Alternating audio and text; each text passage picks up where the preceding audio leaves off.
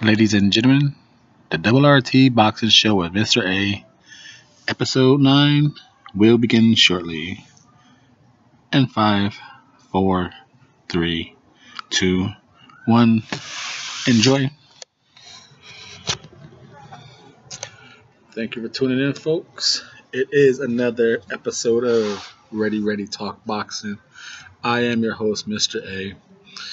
Thumbs up the video, thumbs up the show. What we're talking about is in a 3-day span, 17th to the 20th, we have had early knockout of the year, fight of the year, and maybe fighter of the month already. We will discuss the situation with Errol Spence now that he has defeated Lamont Peterson. What is next for Errol Spence? What's next for Lamont Peterson? Discuss a little bit of the whole the Bella Entertainment card as a whole, how that Showtime event went down.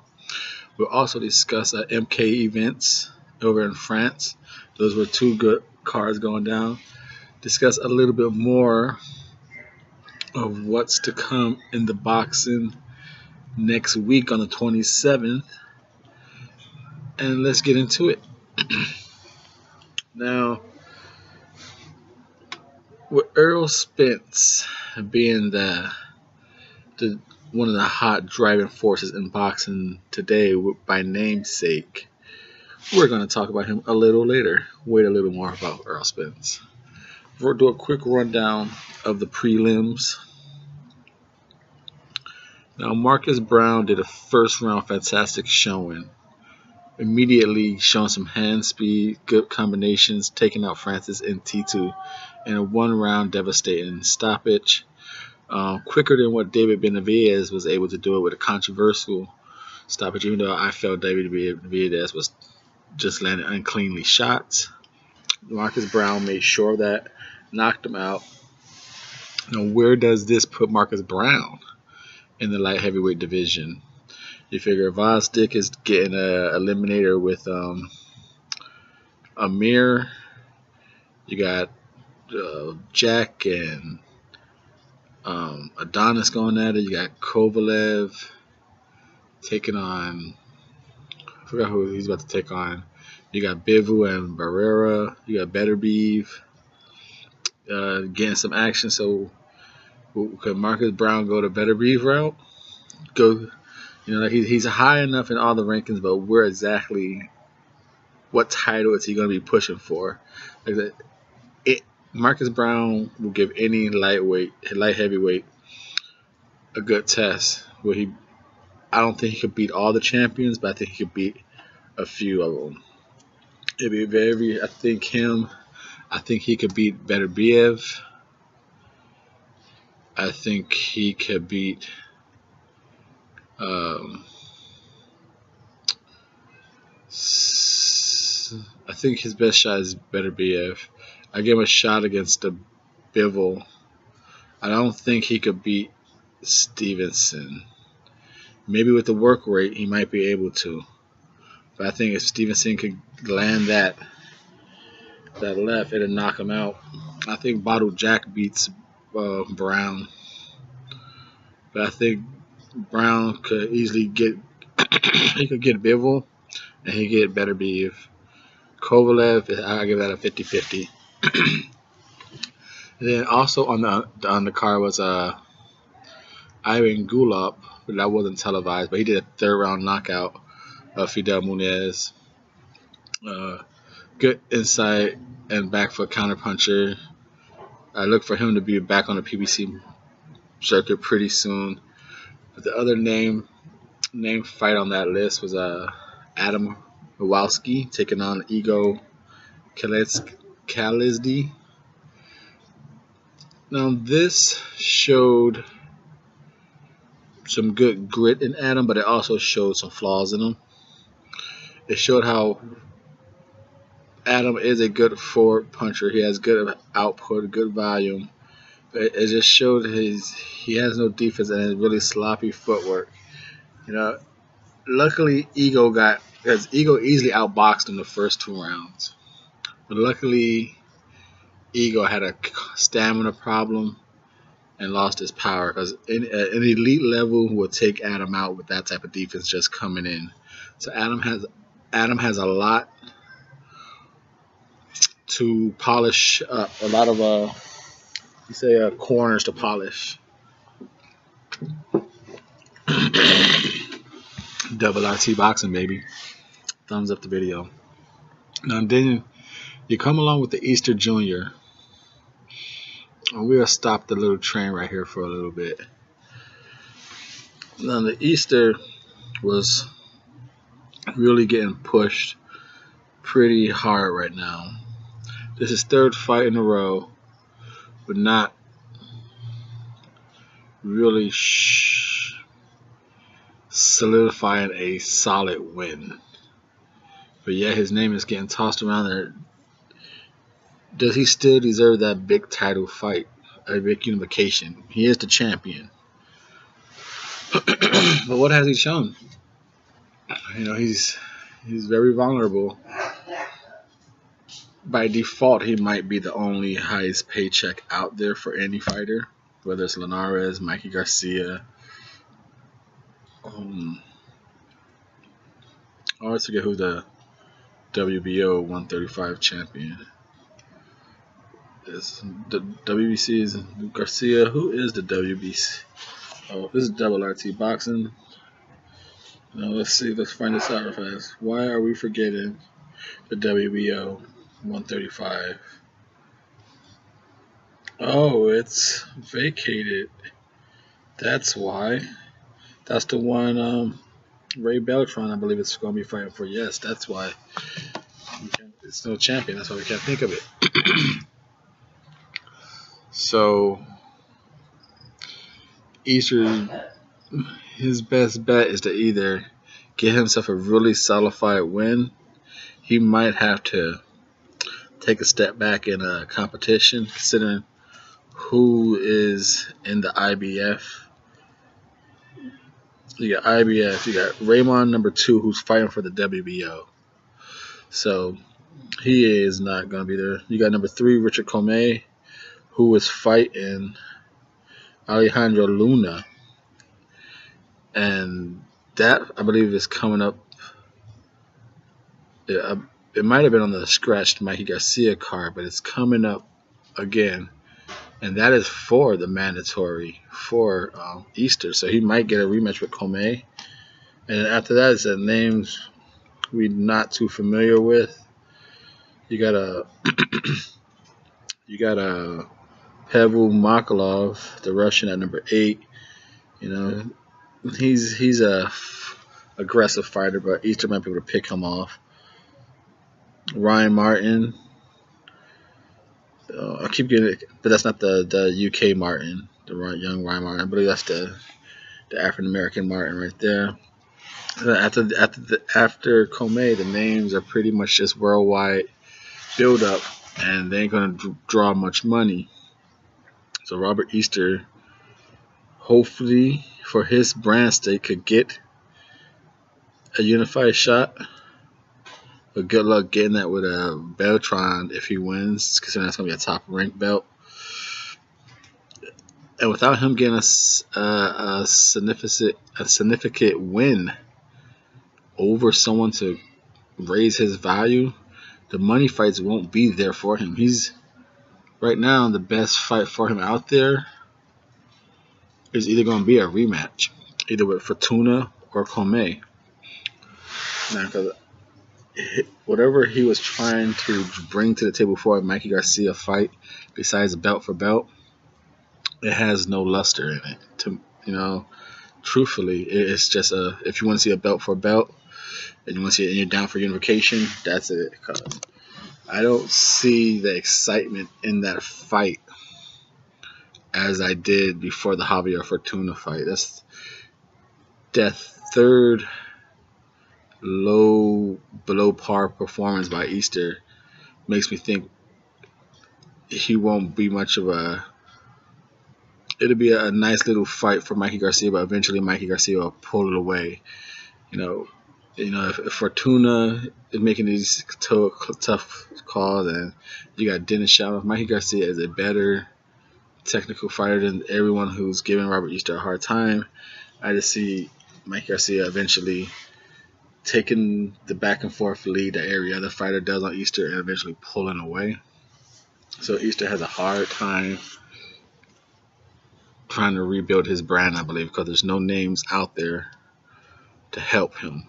So he's going to have to really do some outstanding performances, because the one he did with Javier Fortuna, going back and forth, and a questionable one. It's different when fans go back and forth over the internet, water cooler talk, oh, this person, that person, but when you get a whole bunch of fans booing you in a arena, it's hard to shake that one down. To this day, that's why Sean Porter's still hunting down Thurman. The crowd was booing so loud, it's like, you gotta give him a rematch. You didn't win that fight. You didn't win that fight. The fans, like 10,000, 8,000 plus booing. And Robert Easter saying they're booing because I didn't knock him out. That was a good recovery. But now they booing because they didn't think you won, my friend. And then you move on to the main event, the headliner for the DeBella show at the Barclays, and it was Earl the Truth Spence and Lamont Peterson. Now this fight was built up as Lamont being a dog, a gritty body puncher himself. Two guys who's going to come forward. This is going to be a fight. A build up to, yes, Spence will win, but how can he win? What kind of fashion will he look winning? Will Lamont test him? There's a lot of little variable questions in here, and we as boxing fans, we were perfectly okay with this fight, being that it's Lamont Peterson, a gainer, his resume is solid. He comes to bring it. He's an in and out boxer. He's a back foot mover, lateral ringer user, body snatcher. So we wanted to see, will he be able to pose some threats, show any flaws of Earl Spence, any openings. So straight from round one, it seemed like Lamont was trying to just figure out some time and some rhythm of Earl Spence, in the high guard, not throwing much. But then in round two and round three, you kind of saw that, okay, Lamont, you need to start letting go. It wasn't more of a design. It was more like he couldn't get off. Spence was applying effective, patient pressure. Just jabbing him, jab. He was blinding him, then coming down with the jab to the body. Now, Lamont was able to hit some shots. He always a right hand, and that's like the third opponent. Earl Spence against Kell Brook was eating some right hands earlier in his career. I want to say that guy was a Mexican in purple trunks. I want to say it was, who kept tagging Spence with a right hand. Kell Brook and Lamont and Spence. Kell Brook, Lamont, and Brook kept hitting Spence with the right hand. If we could see, but we won't go check it out but Spence showed openings to right hands. Now, after he did do the performance to stop him, it was dominant in fashion. But where does Spence go from here? He called out Thurman, and we know Thurman is tied up till 2019, at least. He has his tune-up in April, Porter, and then maybe he could fight one more time in November, December. Would that be Spence? Would that be the second mandatory Danny, or would he just not fight at all? And everyone's still asking, where does Spence go? Where does Spence go? He has a limited type of options. Because one option which just kind of recently got announced, is for the fight between Ray Robinson and Dennis Ugas. That fight got moved to the Danny Garcia and Brandon Rios undercard on February 17th. That fight is for its IBF vacant number 2 spot.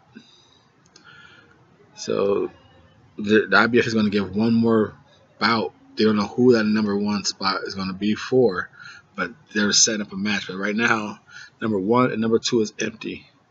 Number 3 is Carlos Ocampos, who himself had a bout scheduled with Konstantin Paramarev down in Mexico, but he turned it down because Abel Sanchez wasn't there. You know, I said a lot of this stuff in previous videos, just different ones, but now I'm kind of re-putting it all together for those Spence fans or those who just haven't watched the previous shows. You get a quick update. So I said you get Carlos fought that fight. Paramarev pulled out, leaving Dario Freeman to lose against Carlos, taking that number 3 spot. Now that was supposed to be Errol Spence mandatory, but now the IBF is doing this number 2 slot between your Dennis Ugas versus Ray Robinson. Very good fight between those two. Very good fight. So that's the winner of that fight will be number 2. You got number 3 in Carlos Ocampos, number 4 in Konstantin Paramarev, and I believe he won't touch the IBF slot. He won't go after Spence. He turned that fight down like twice. I believe if Crawford gets past Horn, Bob Arum is saving Konstantin for a first title defense for Crawford. Undefeated, stablemate. And then number 5, you have who do you have number 5 here? You have Lamont Peterson, who just defeated him, right? And then if he wanted to make keep it fresh, and keep number 6 is Bradley Skeet, a Frank Warren fighter. Bradley Skeet is looking for that next level. He did everything he can domestically. Will Bradley Skeet travel down to Dallas? Because Spence wants his next fight in Dallas. That'd be a very interesting top-level opponent. Spence says he wants to fight names, or number 7, Devin Alexander, who's fighting Victor Ortiz coming up. Now, if he beats Victor Ortiz in a nice showcasing fashion, if Ugas wins that fight and gets the number 2 slot, Ugas and Devin Alexander are both under the PBC train, the umbrella, so those fights can easily be made for a homecoming in Dallas for Errol Spence. I will probably lean more with Devin Alexander, considering I believe his name is a little more meaningful, a little more, I guess you could say, attention-wise. You know, your Dennis Ugas, Ray Robinson, they might earn the spot, but the name just still ain't there, the recognition. So that is where Spence's path is going to go. But then, as we move on to who might be Fighter of the Month, it's between Errol Spence and Isaac Dobo. So far, from the 17th, we had Knockout of the Year. Definitely early candidates. We got Anthony Modine knocking out Tommy Brown. You got Errol Spence being Fighter of the Year so far, stopping Lamont Peterson. And then you have Fight of the Year, early front runner, Maiev Hamadouche defeating Myram Dalal. Man, for the IBF Super Featherweight Championship, the females, Hamadouche retains her title. I was talking about this fight the whole time. I did a breakdown. I was telling you folks, if you want to see a fight, go check a good entertaining fight out. I just, the styles, they clashed. Now, to my surprising, Dahlia, she didn't do as much movement as I thought she was. She decided to just use whatever energy she had and just stay right in front of Hamadouche and just brawl it out. This fight, if you like, from round 1 to round 10, 2-minute rounds, these girls didn't have 5 seconds of silence, and they were hitting each other. There's at least 3 to 4 shots when Hamadouche connects on that Dahlia, and you see that 1 split second, that 1/2 second like delay where boxers just get hit, like, oh, like, okay, come back. Hamadouche connected on her with at least 3 or 4 of those. You saw Hamadouche's feet work get exposed a little bit, but Dahlia was able to just stand in front of her, do some uppercuts. Finally, some exhaustion kicked in because Hamadouche was delivering blows. Do yourself a favor, go check this fight out. If you like the Orlando Salido, Francisco Vargas type thing, if you like the Mickey Rowan, if you like Abner Mares and Leo Santa Cruz type fights that go at it, watch this fight, Maiev Hamadouche versus Dahlia. Hamadouche, Hamadouche versus Dellal, Dahlia. Della, from France. The IBF female super featherweight strap. It was a great fight. The whole card itself was loaded with championship material. It had Mohamed Mamoun defeating Emiliano Rodriguez for the IBO Super Lightweight Championship. Both those fighters dropped each other in the first 4 rounds. It was a great fight. Then you had Frank Pettyjohn defeating Andre Scarpa with a unanimous decision. You got to see the smaller boxer out jab in and out box the taller, linkier guy. That was for the European Union. Like that card, the MK Events card, was loaded with championships. Good style, contrast, and fighting. So those were the 2 outstanding cards, I thought, for the January 20th. And then next week on 27th, there's a lot of boxing going down. You got Jorge Linares. You got he's taking on Geste. I forgot his name. And then you got you got Lucas Matiste versus Tiwa Karam. You got the guy Cotto just for Kama guy is making his return, so he's gonna bring an action-packed fight regardless. Then you got Zab Judah making his return on the 27th in Canada. You got the Ghanaian Game Boy. There will be a breakdown on his fight, Game Boy. You got the World Boxing Super Series. You got the Breeders versus Yukis. That's already been a breakdown prediction. You can go check that out. You got the undercard, the fight. There's gonna be a breakdown and prediction on the Johan Congo fight. There's a lot more boxing to come on the 27th. There's gonna be good amount of breakdowns to keep us entertained because there's not much fighting from here to February besides this 27th card. So there will be a lot of breakdown predictions coming your way, a few boxing topics, discussions, and a few little episodes here and there. But thank you for staying tuned. This is the Double RT Boxing Show. I'm your host, Mr. A, and we just stay ready and we talk boxing. Errol Spence, where will he go? Where will he go? Sean Porter is not in the IBF. Danny Garcia is not in the IBF. See, you got to understand, he can't just fight those people if they don't have a belt. He has even his voluntary defenses has to be someone in the top 15. Except number 7 was Devin Alexander. Number 8 was Quadrillo Abu Dragarov.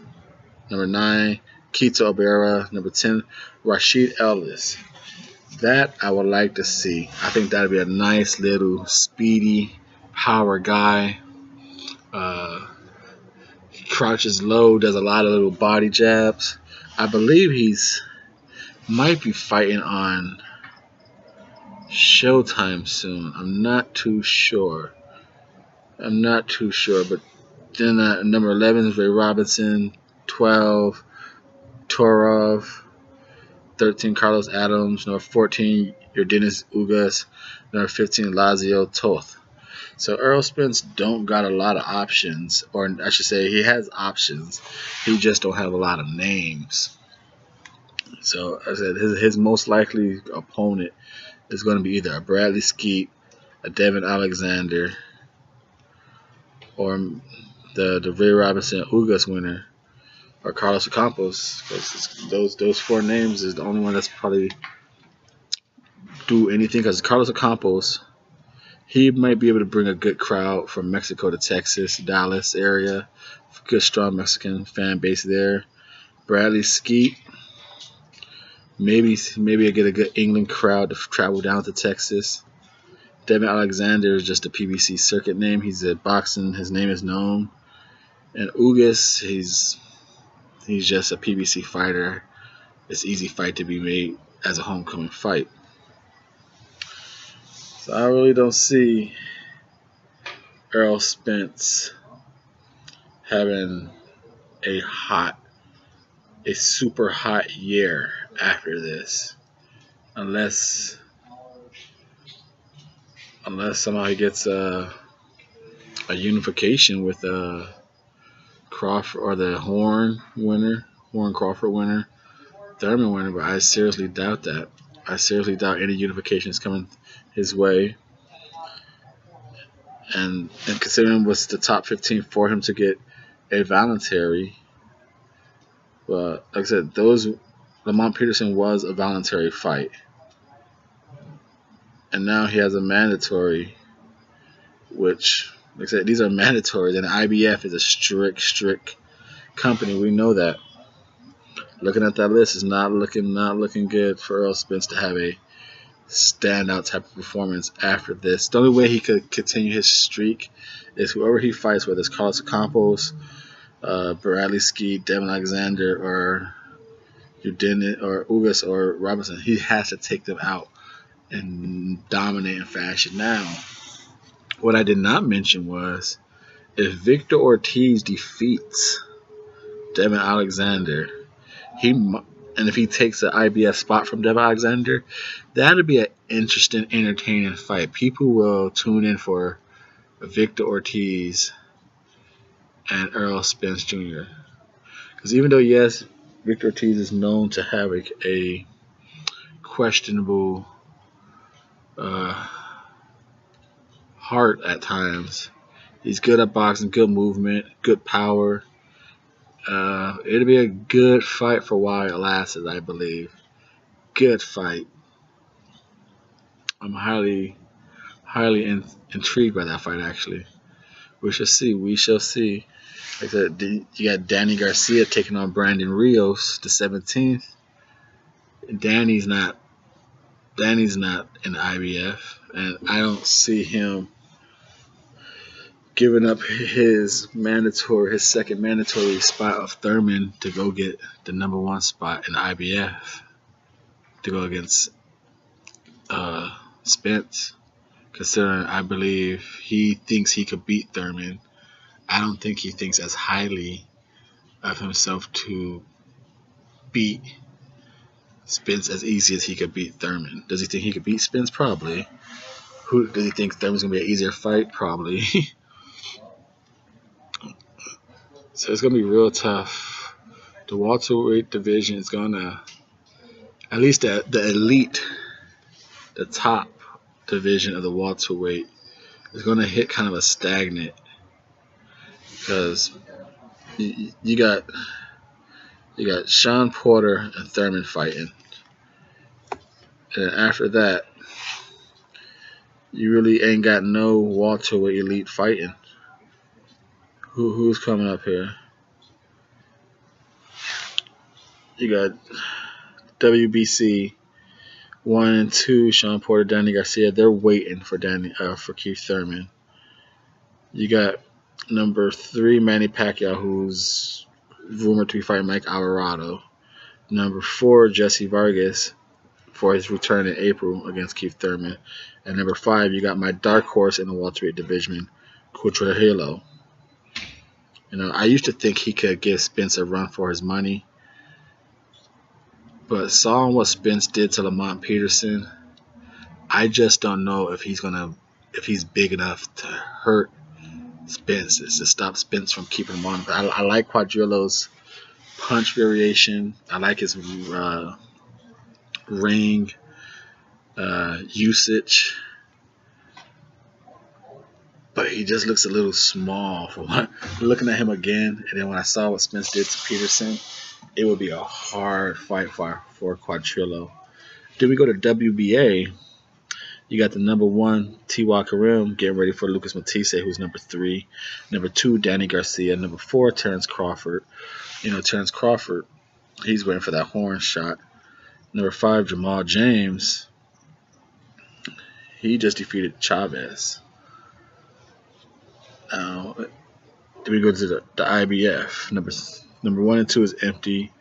Number 3, Carlos Ocampos. 4, Constantine. 5, Peterson. 6, Skeet. Number 7, my dark horse again. He's climbing. Our dark horse is climbing those rankings, people. Cutrujillo. Keep out a word for him. You go WBO. Jeff Horn, Terrence Crawford, Manny Pacquiao, Bradley Skeet, Aegis, Giovanni Stallion, Taurus Shilly Schuck. Number 7, Kita O'Hara. Number 8, Carlos Ocampos. So I said those names, the welterweight division, even though it's loaded with talent, the top is, you're not gonna hear no big names out of the welterweight division for the rest of the year, unless it's because no one's gonna unify. So those fights are gonna be out. So all those names are gonna have to start fighting each other. That's the only way that division is gonna stay hot. Because right now, all the attention is either going to be on the heavyweights, or it's going to shift down towards the featherweights. With you got Quigg, you got Russell, you got Jojo Diaz coming up, you got Shelby Warrington, Oscar Valdez versus Quigg, you got Frampton and Donaire. So all those fighters are going to start taking attention. Then you got the 130. You got the 130 Burchett looking for a fight. You got possible him and Johnny Gonzalez trying to work something out for a nice little Mexico rivalry.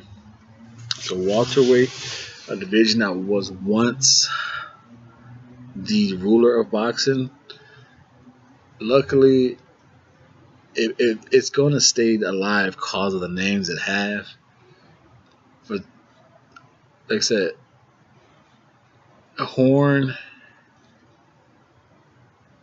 is a mystery, because if Horn gets past Crawford, I believe Horn will fight anyone. Of course, money has to be right, but I believe he won't be as tied to Top Rank. I believe his Top Rank connection will be, I think, almost through. I think he has then, but if Crawford wins, it'll be hard to see them making just fights with Crawford just for regular TV. You know, Spence versus, I mean, Spence and Crawford definitely not a TV fight. That's pay per view. But Crawford versus who's a nice PBC or Golden Boy type fighter? Crawford versus Lucas Matisse. But that, well, they both got ESPN contracts, so maybe that won't be as hard. So maybe Terrence Crawford versus Jamal James would be good. That'd be a good fight. Like I said, these type of names are gonna have to start fighting. Jamal James, he's a nice comer. Carmen Liharaga, he's been he's been in that middle section of the rankings for some years now. My boy Quadrillo is gonna have to get a TV fight. Aegis, he's gonna have to stop getting himself up there in top ranks. Been pushing him slowly, so it's slowly by slowly. Welterweight, the names are going to start to get a little more new. Because the names we're used to, the same names everyone always splurges out and covers, they're tied up. They can't fight each other. They can't keep fighting. It's going to start looking like a Timothy Bradley and Manny Pacquiao. It's the same when people fight each other. The new names, the number 8s, the number 13s to 8s are going to start coming up the brackets. And it's going to be some upsets, or the cream is going to stay at the top in the welterweight division. But it's going to, this year and a half, the cream is going to have to prove they deserve to be on top. So this is the Double RT Boxing Show. I am your host, Mr.A. Ready, talk boxing. Thank you for tuning in. Like I said, we got breakdowns coming up. We got a Wilder versus Ortiz breakdown coming up. We got a Flanagan and a Hooker breakdown coming out. We got the Game Boy from Ghana. We're going to do a breakdown of his fight. Billy Joe Saunders, Martin Murray. We got fights just coming up. We got coming also soon. Will be for the February fight coming up between, oh God, I can't think of their names now. Oh man, the nice little rivalry in the UK. Oli Cow, I can't even pronounce his name now. But that was a ball dropper. I will go get that one because that's just killing me. Because I'm very interested in this fight too. I am talking about February 2nd. The breakdown will be that I am looking forward to making, or whether or not the 2nd. Oh, well, I just really dropped the ball. But if I could just think of their names. Lawrence Okoli and Isaac Chamberlain. That's the fight. Yes. That is a fight we will be breaking down. The third. We got her. So that breakdown's coming your way. We got Gilbert Ramirez, the WBO middleweight champion. That breakdown will come. The super middleweight champion. On the undercard, Jordan Akias. That breakdown's gonna come. Jesse Hart's comeback. So we're doing a lot of breakdowns coming. I just don't know. Are we gonna do them as individual breakdowns? I'm gonna do them as card breakdowns. Maybe you guys can let me know what you guys would prefer. You guys want to do certain fights? Should I just do? Should the show stay how it was? Just do some breakdowns, or do you want to see card breakdowns? Breakdowns included into the episodes like this. You get a little feedback, see what you guys like on the show. This is Double RT Boxing. Mr.A. Please give a thumbs up, support the show. See you guys again.